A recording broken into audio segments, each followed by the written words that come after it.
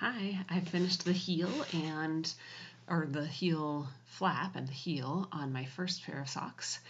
And now I'm ready for the heel flap and the heel on my second pair. And remember that I wanted to knit them in parallel. And so I set up 2 circular needles with a size 1 in the shorter needles, or that's the longer needle, size 1 in the shorter needles on one side, and then a size 0 in the longer needles on the other side, so I could do 2 different circular needles. And then I still have left 2 size 1 needles in the 3-inch tips, and so I'm going to use those to work my heel flaps and toes. You don't have to use this method, but I like it. It's a little bit easier for me. So that's what I'm doing here. So I'll need to knit halfway around, and then I'll start knitting with the other needle.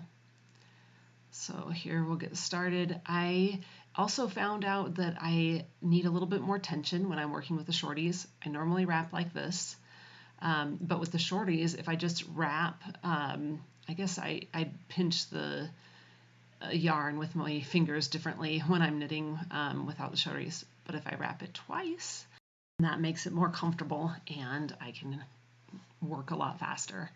All right, so skip ahead, and I've knit all of the instep stitches, and now I'm getting ready to start the heel flap. And so I'll pick up that other needle that I made with the size 1. The size 1s do have to be on both sides of this cable because I'm going to work back and forth on the heel flap. So again, I'll wrap it twice, and then I will work across the heel flap stitches. And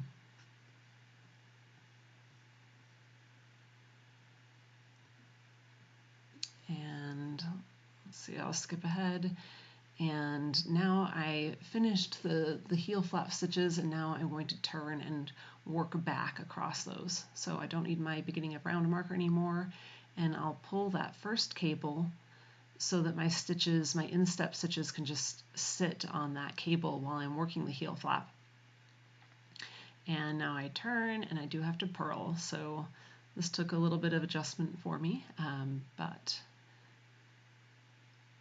I'll show you what I am doing, and you can work on your own method of holding the needles.